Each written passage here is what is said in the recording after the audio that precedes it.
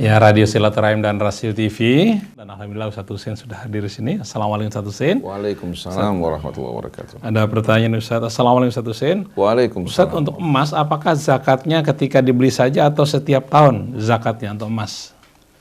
A'udzu billahi minasyaitonir rajim. Bismillahirrahmanirrahim. Alhamdulillahi rabbil alamin. Allahumma shalli ala Muhammadin wa ali Muhammad. Rabbana atina min ladunka rahmah wa hayyi' lana min amrina rasyada. Rabbana zidna ilman wa alhiqna bis salihin, amma ba'du. Berhubungan dengan emas, perak, begitu pula uang yang kita simpan. Karena kita semua tahu bahwa uang kertas ini hanya sebagai alat tukar, pengganti emas, perak. Yang kita sama-sama tahu bahwa emas merupakan cadangan devisa yang dipergunakan oleh setiap negara. Maka seseorang yang memiliki emas yang telah mencapai nisab, kemudian berlalu 1 tahun, maka wajib atas dirinya untuk mengeluarkan 2,5%. 2,5%. Adapun uang yang dipergunakan untuk membeli, apabila uang tersebut yang telah mencapai nisab, kemudian berlalu 1 tahun, telah dikeluarkan zakatnya, pada saat dia membeli emas, dia tidak perlu apa? Mengeluarkan zakat. Karena uang sebagai pengganti emas. Bahkan saat ini kita lihat lebih mudah orang mempergunakan uang dalam tukar, menukar, dan jual beli dibandingkan dengan emas kan. Kalau emas yang membeli hanya toko-toko emas, tapi kalau uang kertas yang merupakan alat tukar sebagai pengganti emas dapat digunakan di mana saja. Jadi uang yang telah dizakatkan pada saat kita gunakan untuk membeli emas, maka dengan sendirinya apa? Tidak wajib untuk kita zakatkan emas yang kita beli dari uang yang telah dikeluarkan zakatnya. Nah, emas tersebut yang kita beli, baik itu emas dalam bentuk logam ataupun perhiasan, kalau sudah tiba haul selama 1 tahun dan masih dalam apa? Dalam keadaan mencapai nisab, maka wajib untuk kita keluarkan 2,5%. Selalu begitu setiap tahun ya? Setiap tahun. Dan kita tahu bahwasannya orang ini bukan hanya mampu untuk mencukupi dirinya, tapi memiliki simpanan. Sedangkan zakat diperuntukkan untuk mereka-mereka orang-orang yang membutuhkan. Dan kita tahu bahwasannya orang yang memiliki kelebihan, orang-orang yang diberikan kemampuan sebagai orang yang beriman, maka dia wajib untuk memperhatikan dan peduli terhadap saudara-saudaranya. Bahkan seandainya, katakan, terdapat orang-orang yang susah, yang punya kemampuan hanya dia. Yang punya kemampuan hanya orang-orang susah di sekelilingnya, yang punya kemampuan hanya dia. Negara tidak mampu, katakan, untuk menyelesaikan persoalan-persoalan kemiskinan yang berada dalam lingkungannya karena kondisi ekonomi yang sulit. Maka orang ini yang punya kemampuan bukan hanya wajib mengeluarkan 2,5%, tapi kewajibannya yang Allah wajibkan atas dirinya sesuai dengan kebutuhan orang di sekitarnya.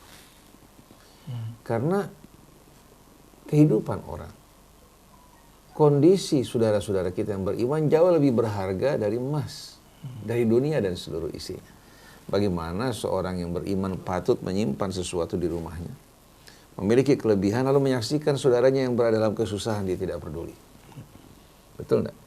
Jadi sebetulnya kalau kita perhatikan dalam kewajiban zakat yang Allah wajibkan atas si kaya untuk membantu orang-orang yang miskin dan berkebutuhan, itu merupakan gambaran dari firman Allah, wal mu'minun wal mu'minat ba'duhum awliya'u ba'din.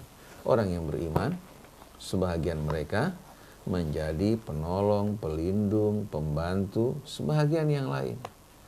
Apabila seseorang memiliki kelebihan dalam bidang harta, dengan sendirinya tidak patut apabila dia beriman kepada Allah dan hari akhir menggunakan hartanya hanya untuk bersenang-senang, berfoya-foya, atau menabung dan menimbun tanpa memperdulikan keadaan saudara mereka di sekelilingnya.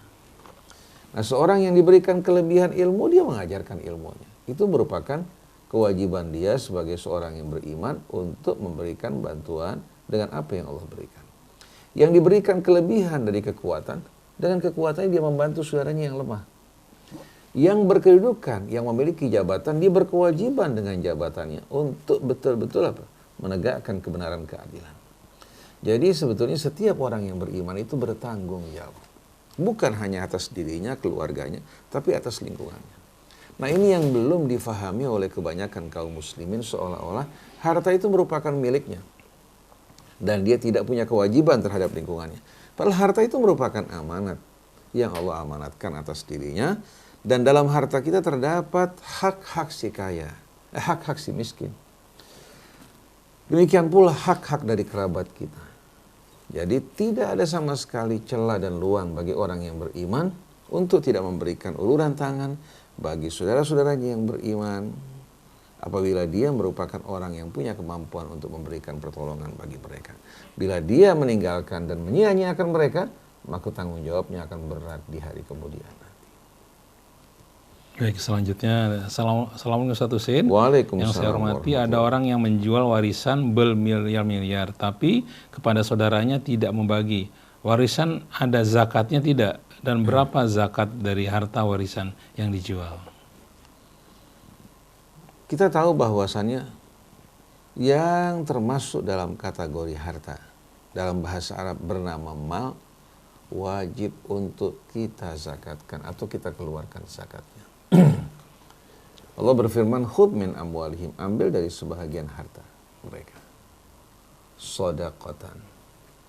Ini merupakan kata perintah yang ditunjukkan pada Rasul selaku pemimpin umat untuk mengambil sedekah. Di sini maksudnya adalah zakat yang wajib, yang membuktikan betul-betul akan keimanan mereka. Karena orang dapat dibuktikan keimanannya, ketulusannya tidak cukup melalui sholat, tidak cukup melalui puasa. Bahkan kita jumpai banyak orang-orang yang rajin untuk mengerjakan sholat, tapi begitu diperintahkan untuk mengeluarkan uang, terlihat bagaimana jantungnya seolah-olah akan keluar dari kerongkongannya. Dan kita jumpai banyak orang yang sholat berpuasa, tapi hatinya tidak merasa canggung untuk mengambil harta milik rakyat, melakukan perbuatan kezaliman. Padahal tujuan zakat itu untuk mensucikan jiwanya, untuk mendidik dirinya agar betul-betul memiliki rasa dermawan. Bukan dermawan dengan cara mengambil barang-barang yang haram, memberikan kepada orang-orang ya, dari apa yang dikumpulkan tersebut. Tapi dermawan itu orang yang berusaha dengan keringatnya, dengan jerih payahnya, kemudian dia dengan penuh kelapangan kemurahan berbagi dengan kelebihan yang Allah Subhanahu wa taala berikan. Tapi kalau dia berbagi dengan cara merusak, Allah tidak akan terima amalnya. Innama yataqabbalullahu minal muttaqin. Jadi dalam hal ini setiap orang yang memiliki harta dalam bentuk apapun, katakan tanah, dia memiliki aset tanah seharga 1 miliar atau 2 miliar, kita jangan lihat tanahnya, jangan mengatakan tanah pada masa Nabi tidak dikeluarkan zakatnya. Tapi tanah tersebut merupakan harta yang memiliki nilai. Kalau nilai tersebut kita hitung dengan emas, maka jumlahnya lebih besar daripada apa? Dari emas, dari nisab emas yang diwajibkan atas setiap orang yang beriman untuk mengeluarkan zakatnya. Katakanlah nisab yang Allah wajibkan pada emas yang kita simpan sebanyak 100 gram. Nilai 100 gram berapa? Katakan 500.000 kali 100 berapa? Hanya 5 juta kan? Sedangkan nilai tanah tersebut senilai 1 miliar, ada yang 10 miliar, ada yang 20 miliar. Artinya kalau dia simpan tanahnya selama 1 tahun, maka dia wajib untuk mengeluarkan zakat. Kemudian kalau dia mengatakan, saya nggak punya uang untuk mengeluarkan zakat, maka orang semacam ini bertanya, untuk apa dia menyimpan tanah tersebut? Kenapa dia tidak manfaatkan? Kenapa tidak dikembangkan? Seharusnya orang yang beriman berupaya untuk memanfaatkan apa yang Allah berikan. Jangan membiarkan tanah yang dimiliki mati. Jangan membiarkan aset-aset yang dimiliki disimpan tanpa dimanfaatkan. Padahal umat membutuhkan manfaat dari uang yang dimiliki. Baik dengan cara berdagang, baik dengan cara katakan bertani. Arti tanah tersebut jangan dibiarkan begitu saja. Apabila tanahnya cukup luas dapat dimanfaatkan untuk bertani. Hasilnya digunakan untuk membantu sesamanya. Jangan dibiarkan aset yang Allah berikan kepada kita sebagai sesuatu yang sama sekali tidak bermanfaat. Oleh karena itu pada masa Nabi kita Muhammad SAW, tanah-tanah yang tidak bertuan, tanah-tanah yang mati, apabila dihidupkan oleh seseorang dengan bertani dan memberikan manfaat yang banyak menjadi miliknya. Menjadi milik orang yang menghidupkan tanah tersebut. Allah Subhanahu wa Ta'ala menyerahkan semuanya sebagai amanat di atas pundak kita. Baik itu tanah, air, termasuk juga diri kita, keluarga kita, semua bersifat amanah. Jadi kalau Allah berikan kita harta dalam bentuk katakan tanah, bentuk katakanlah perkebunan, haram bagi kita untuk menyia-nyiakan dan mengabaikannya. Kalau kita tidak mampu untuk menanami, kita ajak orang bekerja sama untuk menanami, hasilnya akan bermanfaat untuk masyarakat banyak. Tapi kalau dia abaikan, maka dia seorang yang zalim. Begitu juga kalau dia memiliki aset 10 miliar, 20 miliar pada tanah yang dibiarkan mati. Dia berdosa dong. Betul enggak? Orang-orang di luar Islam memanfaatkan apa yang mereka miliki untuk kepentingan mereka, perjuangan mereka. Sedangkan kita umat Islam tidak memiliki rasa tanggung jawab, hanya ingin mencari keuntungan yang instan tanpa perjuangan. Padahal Allah berfirman, walladzina jahadu fina lanahdiyannahum subulana. Orang-orang yang berjuang di jalan kami betul-betul pastikan akan menunjukkan bagi mereka jalan-jalan kami.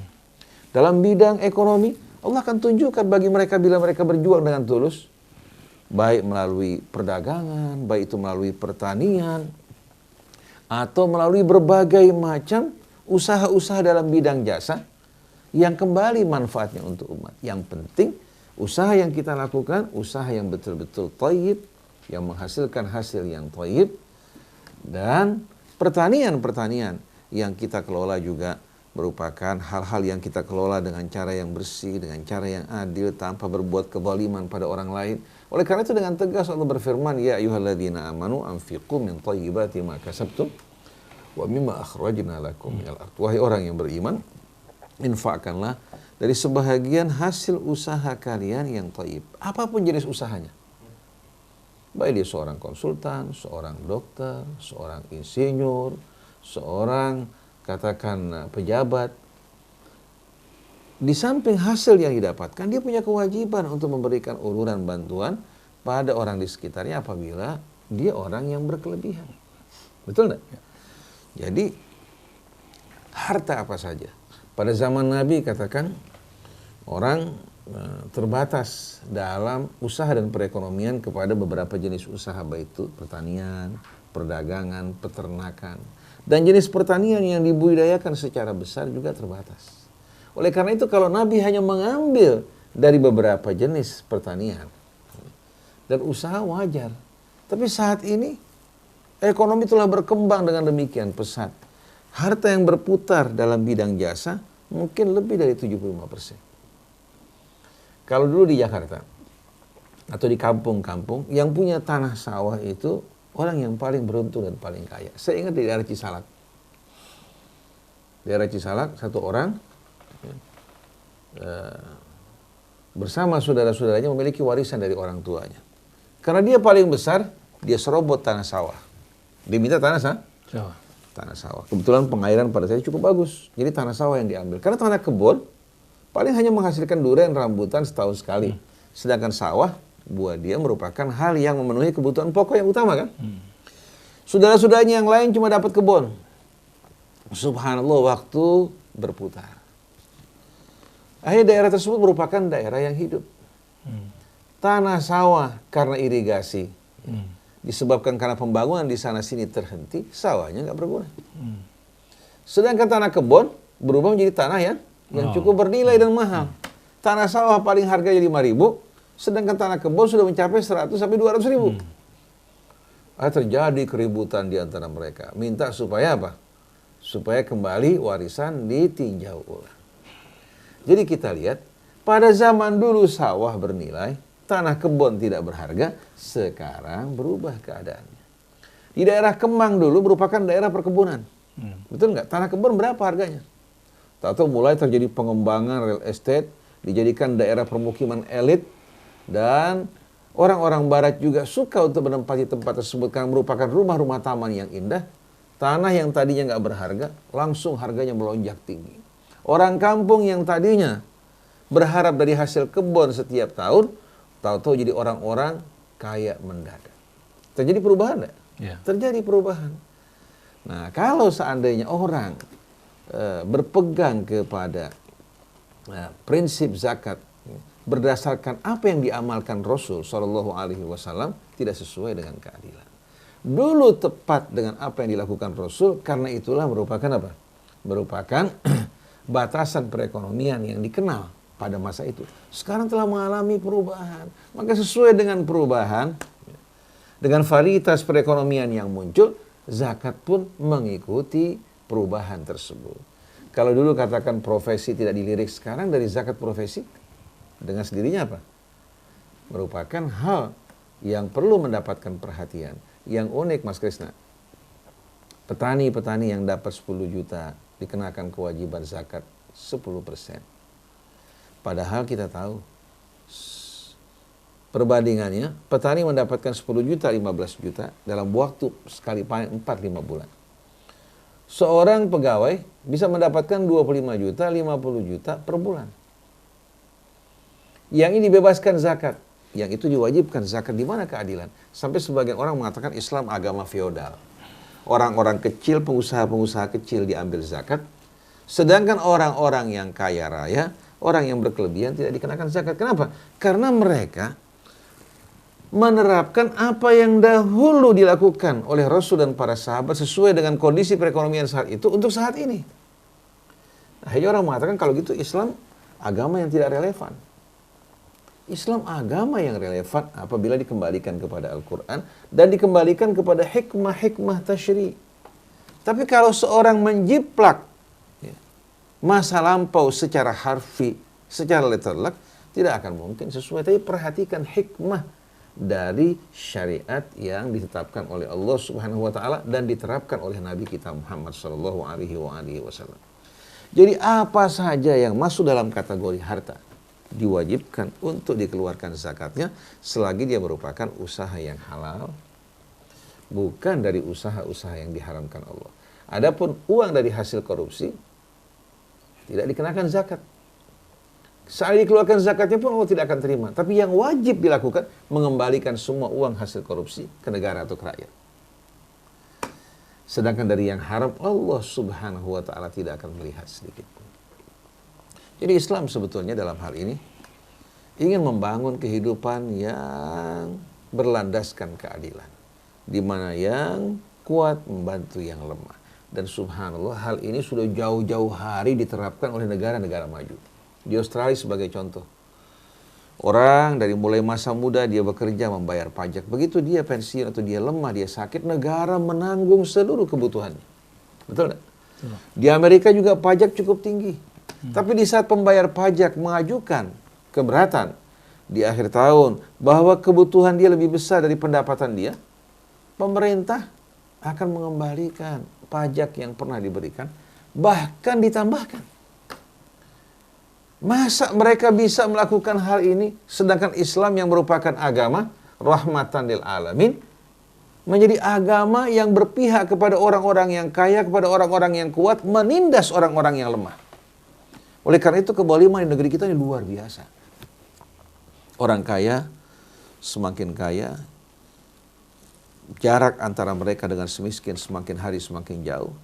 Mereka diberikan kebebasan, bahkan media mendukung mereka, hukum mendukung mereka, penegak-penegak hukum juga berpihak pada mereka, sedangkan orang lemah hanya dapat mengurut-ngurut dada mereka dan menadahkan tangan mereka ke langit memohon pertolongan kepada Allah. Oleh karena itu kalau umat Islam, ulama-ulama Islam tidak berpihak pada keadilan, jangan harap Allah akan memberikan pertolongan kepada mereka. Maka Allah berfirman, pada ayat 73 surat Al-Anfal, walladzina kafaru ba'dhuhum awliya'u ba'dhin.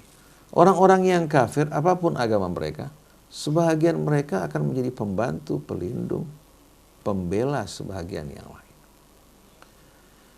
Lalu Allah Subhanahu wa taala ingatkan kita, illa taf'alu, kalau kalian tidak melakukan hal yang sama, takun fitnatun fil ardi wa fasadun kabir, akan terjadi fitnah, akan terjadi prahara di atas muka bumi dan kerusakan. Akhirnya orang Islam disebabkan karena tidak ada kerjasama di antara sama orang yang beriman, muncul fitnah. Orang ragu pada agamanya. Orang berpikir untuk keluar dari agamanya karena melihat ternyata apa? Agama yang lain dalam tata cara kehidupan lebih baik. Ini fitnah. Fitnah yang timbul dari ulah perbuatan kita. Maka yang paling bertanggung jawab di sini, di samping para ulama, orang-orang yang kaya dan orang-orang yang punya wewenang. Wa fasadun kabir, dan akan terjadi kerusakan yang amat besar di tengah-tengah kehidupan kaum muslimin. Jadi hendaknya mari bersama-sama, apalagi dalam situasi ekonomi seperti saat ini, orang-orang yang kaya jangan bersikap kikir. Pada saat dia memiliki kelebihan, ingat saudara mereka di sekeliling mereka, kerabat-kerabat mereka. Dan kalau bisa, zakat itu bukan hanya sekedar seteguk dua teguk air menghilangkan dahaga yang tidak berarti, tapi zakat yang dikeluarkan, dikumpulkan bersama-sama dapat mencukupi orang-orang yang butuh dan tidak mampu di sekeliling mereka. Dan yang lebih utama lagi, kerabat kita, ayah kita, ibu kita, kemenakan kita, anak yatim, saudara kita, itu merupakan orang-orang yang berada pada skala prioritas yang Allah amanatkan di atas pundak kita dengan harta yang Allah Subhanahu wa taala berikan kepada kita. Assalamualaikum Ustaz Hussein. Saya baru tahu zakat fitrah itu dulu saya melakukannya hanya 3,5 liter selesai. Tapi sekarang setelah mendapat penjelasan dari Ustaz, ternyata selain beras juga kita harus kasih uang untuk membeli lauk pauknya. Bagaimana hal pemberian saya yang dulu? Apakah saya harus taubat atau bagaimana? Bismillahirrahmanirrahim. Rabbana zidna ilman wa alhiqna bis-shalihin. Apa yang disampaikan oleh penanya merupakan hal yang berhubungan dengan realitas kehidupan kita yang perlu diperbaiki. Pemahaman agama kita ini betul-betul harus diluruskan. Bukan hanya menjiplak apa adanya, tapi memahami hikmah dari setiap tasyri' yang ditetapkan oleh Allah dan dicontohkan oleh Nabi kita Muhammad SAW. Sebagaimana yang kita tahu, di samping zakat yang Allah wajibkan pada hasil pertanian kita, perdagangan dan usaha kita, ada yang dinamakan shadaqatul fitri atau zakatul fitri. Hubungan antara shadaqah dengan al-fitri atau zakah dengan al-fitri ini sebetulnya menjelaskan tujuan dari apa yang dikeluarkan pada saat tersebut. Al-Fitri di sini mengingatkan kepada hari raya Idul Fitri. Di mana pada saat hari raya orang berada pada suasana sukaria. Yang punya kelebihan memberikan anak-anaknya pakaian, dari mulai pakaian yang mereka pakai, sepatu mereka. Begitu pula untuk putri-putri mereka, di samping berbagai macam makanan atau menu makanan yang mereka sediakan di rumah mereka. Lalu bagaimana nasib si miskin? Bagaimana anak-anak orang-orang miskin di sekeliling kita? Apakah mereka tidak punya hak untuk turut serta berbahagia, bergembira, bersukaria, sebagaimana saudara-saudara mereka yang mampu? Nah, mengingat kesenjangan ini, Rasulullah SAW mewajibkan atas si kaya yang berkelebihan, bukan atas si miskin yang kurang. Jadi Allah wajibkan atas si kaya yang berkelebihan untuk dapat mengajak, mengikut sertakan orang-orang yang tidak mampu dalam kebahagiaan dan kegembiraan. Oleh karena itu, lahirlah yang dinamakan shadaqatul fitri atau zakatul fitri. Artinya sedekah yang diambil dari orang yang mampu, dari orang yang kaya, untuk mengikut sertakan atau mengajak orang-orang yang tidak mampu berbahagia di hari raya Idul Fitri. Kalau orang-orang yang kaya, mereka dapat menyempurnakan kebahagiaan mereka dengan makanan yang bermacam-macam, kendaraan yang mereka pergunakan untuk berkeliling, menziarahi kerabat mereka, kemudian pakaian yang dipergunakan anak-anak mereka, belum hadiah yang diterima oleh anak-anak mereka dari kerabat-kerabat mereka. Ini merupakan hal yang kita jumpai pada suasana Hari Raya Idul Fitri. Lalu bagaimana kira-kira nasib orang-orang miskin? Apakah cukup hanya mendapatkan 2-3 liter beras? Hanya merupakan makanan sehari-hari yang biasa mereka makan, bukan makanan hari raya. Apakah bukan merupakan satu kezaliman dan ketidakadilan? Orang-orang kaya bersukaria dengan berbagai macam sarana yang membuat mereka betul-betul dapat menyempurnakan kebahagiaan mereka, sedangkan si miskin hanya menyaksikan si kaya menikmati berbagai macam kenikmatan. Anak-anak mereka berpakaian mewah dan bagus. Di mana keadilan Islam? Oleh karena itu, yang dikeluarkan untuk kebutuhan Idul Fitri harus sesuai dengan kondisi Idul Fitri. Mengingat sedekahul fitri atau zakatul fitri merupakan zakat sedekah yang diambil dari orang mampu dan kaya untuk membahagiakan, mengajak orang-orang fakir miskin hidup bersama-sama dalam kebahagiaan dan kegembiraan Idul Fitri, maka yang dikeluarkan sesuai dengan menu dan kondisi Idul Fitri. Oleh karena itu, kalau seorang yang kaya raya, mengeluarkan 3,5 liter, kemudian dikumpulkan, dibagikan untuk orang-orang yang membutuhkan dari kalangan fuqara'ul masakin. Kira-kira dapat membuat mereka berbahagia senang pada hari raya Idul Fitri apa tidak? Kalau pada zaman Rasul, orang mengeluarkan sedekahul fitri tergantung apa yang biasa mereka makan. Dari kebiasaan yang mereka makan di hari raya. Maka Sayyidina Umar radhiyallahu anhu mengatakan, "Fakana minna man yukhriju sa'an min tamrin, aw sa'an min burrin, aw sa'an min sya'ir, aw sa'an min aqid." Di antara kita ada yang mengeluarkan 1 sa', ya, korma. Yang sekarang ukurannya katanya 3 liter sekian lah. Nah, lagi yang mengeluarkan 1 sa' dari apa? Gandum. Dengan jenisnya bur maupun syair. Ada lagi yang mengeluarkan susu kering kalau itu yang dia miliki. Nah, orang yang diberikan hadiah korma perlu dimasak apa tidak? Tidak. Begitu juga katakan yang diberikan susu kering. Sedangkan gandum mereka gunakan untuk membuat Roti. Artinya kalau diberikan pada malam hari raya, mereka membuat roti dengan mudah dari gandum yang diberikan pada mereka. Tapi kalau saat ini, orang tidak lagi makan korma sebagai menu hari raya. Betul enggak? Orang tidak lagi makan susu kering, tapi orang makan ketupat dengan opornya, dengan semurnya, dengan berbagai macam menu yang mereka makan. Nah, kalau kita berikan untuk mereka 3,5 liter, katakan satu keluarga dapat 20 liter. Kita berikan uang Rp50.000. Kira-kira bisa tidak dipergunakan oleh mereka ini untuk dapat menikmati suasana hari raya? Nggak mungkin. Yang saya heran, yang punya 10 miliar dengan orang yang punya 100.000, zakatnya sama. Karena zakatul fitri Indonesia ini merupakan apa? Pajak yang diambil dari setiap orang. Sampai yang miskin pun mengeluarkan. Kalau dia tidak keluarkan, diancam bahwa amal puasanya tidak akan diterima. Padahal sebetulnya sedekahul fitri ini merupakan solusi bagi orang-orang yang tidak mampu untuk dapat menikmati suasana hari raya. Jadi yang saya keluarkan pada saat Idul Fitri atau menjelang Idul Fitri adalah makanan-makanan yang biasa dikonsumsi pada hari raya. Katakan umpamanya saya satu keluarga mengeluarkan pada saat hari raya itu untuk kebutuhan makanan, katakan punya 2 juta rupiah. Itu saya keluarkan untuk keluarga saya. Yang jumlahnya katakan 10 orang. Kira-kira kewajiban kita terhadap sesama kita di sekeliling kita bagaimana? Harus sama. Seharusnya kita keluarkan bagi mereka sesuai dengan apa yang kita makan. Pada masa Nabi, orang kalau makan korma yang berkualitas tinggi seperti ajwa, dia keluarkan juga ajwa. Kalau dia makan ambar, keluar ambar. Kalau dia makan barni atau mabrum, keluar mabrum. Selisih harganya beda. Kalau ajwa dengan harga 100 rial, katakan saat ini, ambar dengan harga 50 rial, mabrum paling dengan 10 rial. Jadi orang mengeluarkan dari kebiasaan yang dia makan. Nah, yang kaya raya dengan sendirinya yang dikeluarkan berbeda dengan apa yang dikeluarkan oleh apa? Oleh orang-orang yang setengah-setengah.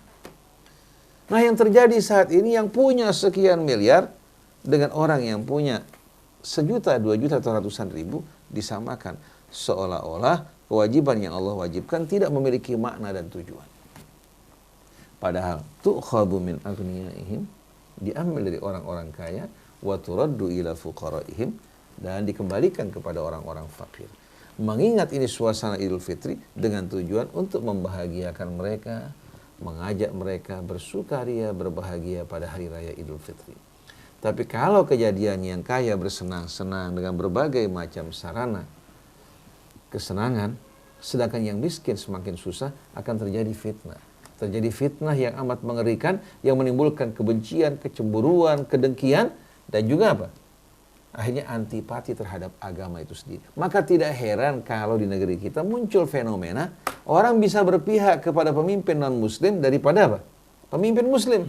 Karena mereka merasakan bahwa pemimpin-pemimpin muslim ini kurang peduli terhadap mereka. Nah, mudah-mudahan dalam pilgub terakhir yang terpilih sebagai gubernur betul-betul menjalankan amanat jabatan sebagaimana mestinya yang Allah perintahkan, menjadi wali yang sebaik-baiknya bagi rakyatnya. Itu yang kita harapkan. Jadi hendaknya orang-orang kaya sadar bahwa apa yang mereka lakukan ini bisa mengharumkan agamanya, bisa menunjukkan dan membuktikan bahwa Islam merupakan agama yang penuh rahmat. Tapi kalau mereka berkhianat, mereka bertanggung jawab amat besar. Bahkan mereka orang yang pertama kali memerangi agama Allah dan menunjukkan betul-betul gambaran yang negatif mengenai agamanya. Jadi dalam hal ini, seperti yang saudara kita tanyakan tadi, bahwasannya shadaqatul fitri itu dikeluarkan sesuai dengan apa yang kita makan di hari raya. Kalau saya makan ada ketupatnya, ada lontongnya, ada opornya, ada pencoknya, ada semurnya, yang kita makan itu seharusnya kita keluarkan juga. Oleh karena itu saya di rumah biasanya saya bikin paket. Saya sediakan beras, sediakan juga uang ya, untuk beli daging, untuk juga beli bumbu. Kalau di hari-hari biasa kelapa cuma harganya 500, di Lebaran kita jumpai kelapa bisa naik sampai 10.000, bahkan lebih. Kalau di hari biasa cabai katakan 40-50 ribu, di Lebaran ternyata harga cabai membumbung tinggi. Nah, ini yang menyedihkan. Kenapa pada saat Lebaran Cina bandeng yang besar-besar harganya murah?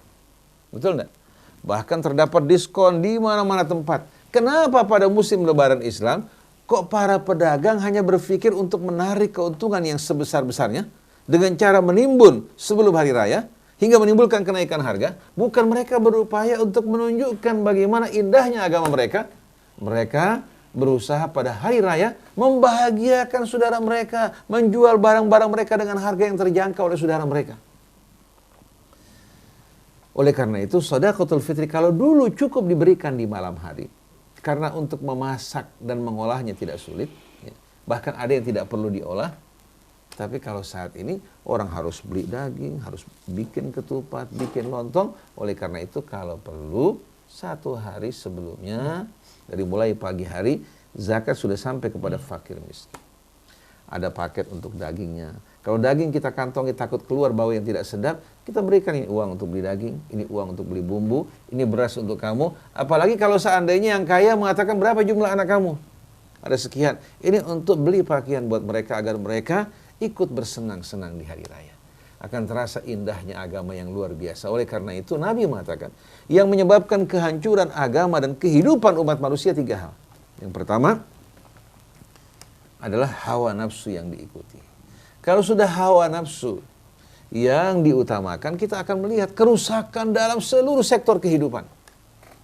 Kita saksikan menyebarnya, mewabahnya fenomena LGBT, perzinaan, dan berbagai macam kerusakan karena hawa nafsu yang diikuti. Rusaknya para pejabat kita juga apa? Karena terpelosok dalam lembah kehinaan.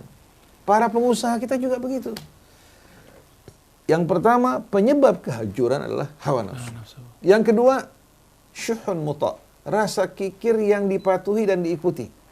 Si kaya bersikap kikir, tidak peduli terhadap sesamanya, menimbulkan kecemburuan, menimbulkan kesenjangan dan kerusakan bagi kalangan-kalangan yang lemah yang mengakibatkan mereka bertanya-tanya apakah betul agama yang saya ikuti ini merupakan agama yang benar, kok menjerumuskan umat dalam penderitaan, bahkan ikut memberikan dukungan bagi orang kaya dan kuat untuk menindas orang-orang lemah. Yang ketiga, i'jabul mar'i binafsi. Agama bukan menjadi panutan, menjadi pedoman hidup yang baik, yang menyempurnakan akhlak seseorang, tapi agama menjadi apa? Alat kebanggaan. Jadi apa? Alat kebanggaan. I'jabul mar'i binafsi. Seseorang merasa bangga dengan dirinya, dengan pendapatnya, hingga menganggap orang di luar dirinya merupakan orang-orang apa? Orang-orang yang sama sekali tidak berakal, yang tidak berpendidikan, dan menganggap bahwa pendapat-pendapat mereka merupakan pendapat-pendapat yang padahal ini berhubungan dengan pendapat, bukan berhubungan dengan syariat dan ketetapan yang datang dari sisi Allah Subhanahu wa taala. Kalau kita yakin dengan apa yang datang dari Allah, itu memang seharusnya orang yang beriman. Tapi kalau kita merasa bangga, yakin berlebihan terhadap pendapat kita, dan kita menganggap pendapat orang lain sesat, ini berbahaya. Jadi 3 hal, salasun muhlikat. Ada 3 hal yang menimbulkan kebinasaan. Yang pertama, hawan muttaba, hawa nafsu yang diikuti, wa syuhun muta, dan rasa kikir yang dipatuhi, dituruti. Yang ketiga, wa ijabul mar'i binafsi, kebanggaan seseorang terhadap dirinya, terhadap pendapatnya, terhadap sukunya, terhadap kelompoknya, terhadap golongannya. Ini yang melahirkan pertentangan, perselisihan di antara umat. Baik, selanjutnya. Assalamualaikum Sin. Waalaikumsalam. Kalau bayar zakat, ini dari Lizael Emilda, kalau bayar zakat mal ke saudara kandung yang fakir boleh tidak, atau justru wajib ke saudara yang fakir dulu baru ke orang lain? Mohon pencerahannya Ustaz dari Bismillahirrahmanirrahim. Allah Subhanahu wa taala membahas panjang lebar berkaitan dengan infak di dalam suratul Baqarah. Dari mulai menjelaskan bahwa ciri-ciri orang yang bertakwa adalah orang-orang yang menginfakkan sebahagian yang Allah berikan kepada mereka. Lalu Allah Subhanahu wa taala menerangkan bahwasannya yang berhak untuk menerima uluran tangan kita, bantuan kita sebelum orang lain adalah kerabat-kerabat kita yang dekat. Maka dalam suratul Baqarah sebagai contoh pada ayat 215. Pada ayat 215. Pada ayat 215 Allah berfirman, Yas'alunaka madza yunfiqun. Mereka, kaum muslimin bertanya kepadamu, wahai Rasulullah, apa yang mereka mesti infakkan? Jadi Allah menceritakan di sini apa yang mesti mereka infakkan.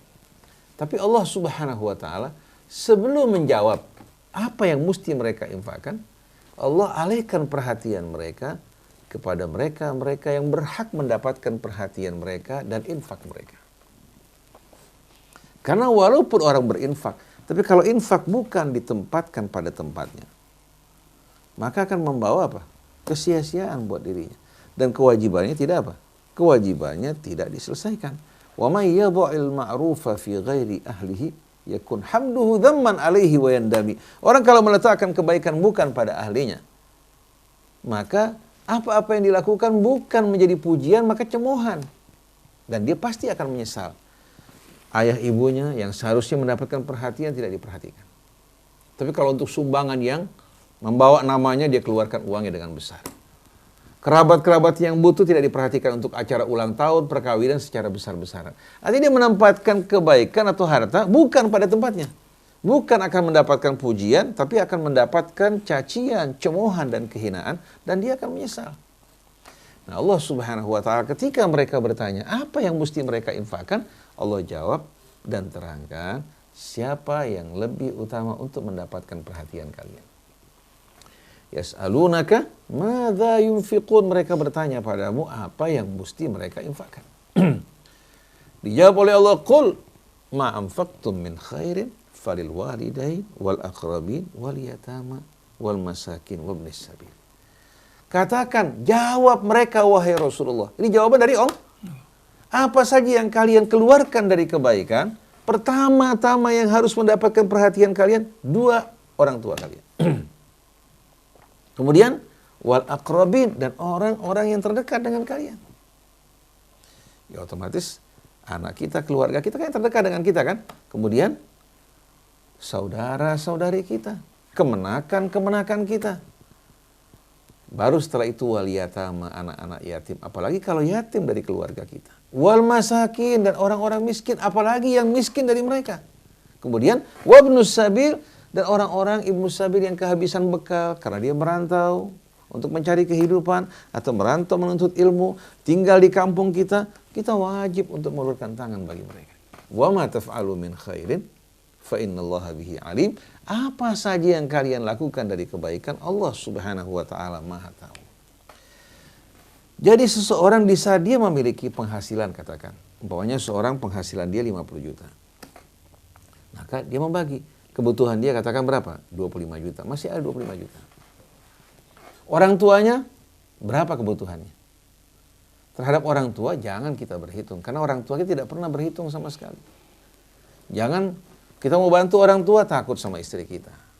Dalam hal ini seorang laki-laki kalau tidak melaksanakan kewajibannya karena takut pada istrinya, dia akan dibangkitkan menjadi orang yang durhaka dan Allah akan cabut rahmat keberkahan dari itu. Berapa kebutuhan ayah ibunya? Mereka tidak mampu, sudah lemah, tidak bekerja. Di negara-negara barat, di Australia, mereka diperhatikan. Sebegitu mereka tidak bekerja, dulunya mereka bekerja, maka negara akan memberikan jaminan buat mereka. Begitu orang tuanya tua tidak mampu untuk berusaha, tidak ada penghasilan, anak harus bertanya berapa kebutuhan mereka yang mereka butuhkan. Kalau anaknya hanya satu, maka dia yang menanggung. Kalau anaknya banyak, beramai-ramai. Kalau yang mampu cuma 2, 3, yang mampu bekerja sama. Memenuhi semua kebutuhan ayah ibu mereka yang sepantasnya. Nah setelah kelar, orang tua, kerabat-kerabat terdekat. Saudaranya, saudarinya yang dekat. Di samping orang-orang miskin. Jadi kalau seandainya dia punya pendapatan 25 juta. Dia punya kelebihan 25 juta. Ayahnya butuh, katakan umpamanya 25 juta semuanya. Karena dia punya adik-adik yang masih kecil, yang butuh biaya. Kira-kira dia wajib nggak berikan semuanya? Wajib nggak? Wajib. Masa orang tuanya harus minta-minta pada orang lain? Sedangkan anaknya mampu. Yang 25 juta ini, kelebihan yang dimiliki. Kalau orang tua tidak punya sumber kehidupan, maka dia yang pertama mengulurkan tangan untuk orang tuanya. Dan Allah akan gantikan dengan lebih baik lagi. Ini bukan hanya sedekah, tapi ini merupakan birrul walidain. Kalau dia tidak bantu, sampai orang tuanya meminta, mengemis, memohon kepada orang lain, maka dia orang yang betul-betul mempermalukan orang tuanya dan durhaka di hadapan Allah Subhanahu wa taala. Padahal orang tuanya dulu, waktu dia masih kecil, belajar hingga menjadi orang yang sukses, emasnya, harta miliknya dikeluarkan semua demi orang tuanya. Nah kalau orang tuanya cukup dengan 10 juta, kemudian ada ponakan-ponakan yang tidak mampu, apa yang dikeluarkan untuk mereka merupakan satu kewajiban. Nah bagaimana seandainya kelebihan dia itu habis untuk orang tuanya dan kerabatnya untuk memenuhi kebutuhan pokok mereka, dia sudah tidak wajib lagi zakat pada orang lain. Jadi seseorang yang punya kelebihan, saudaranya susah, butuh bantuan, dia wajib untuk melihat saudaranya setelah dia mencukupi keluarganya. Jadi saudaranya merupakan orang yang wajib mendapatkan perhatiannya.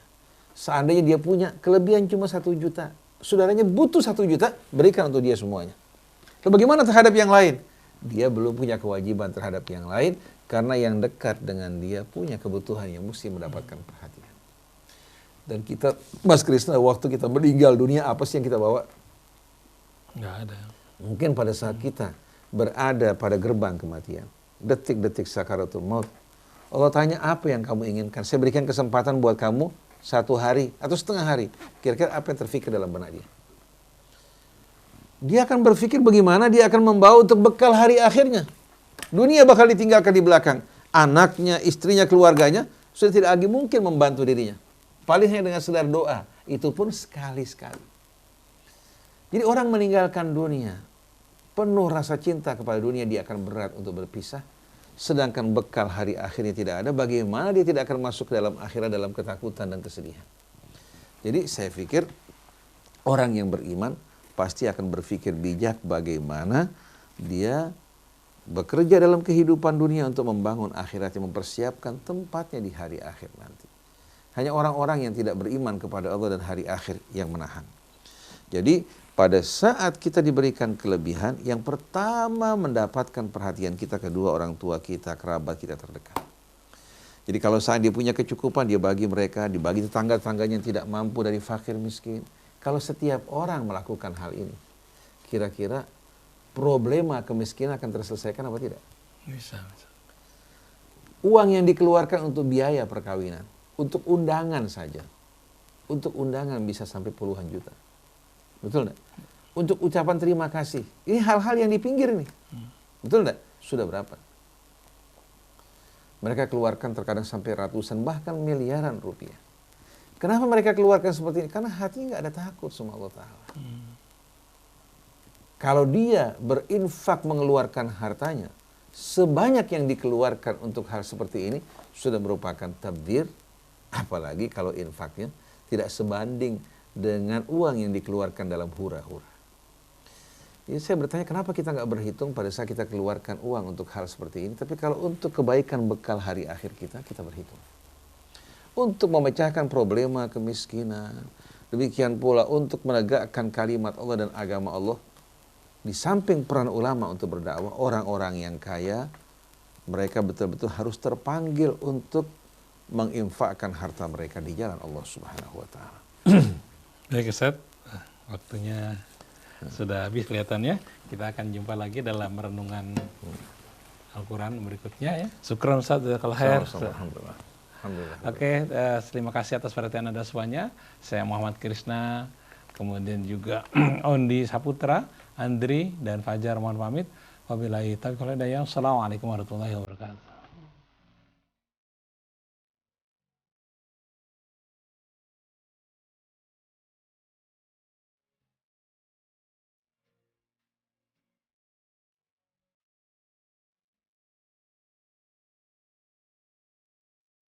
Ku sadari engkau sanggup mengambil kembali karuniamu, dan ku coba selalu mengingat, takkan sia-siakan segalanya, karena suatu hari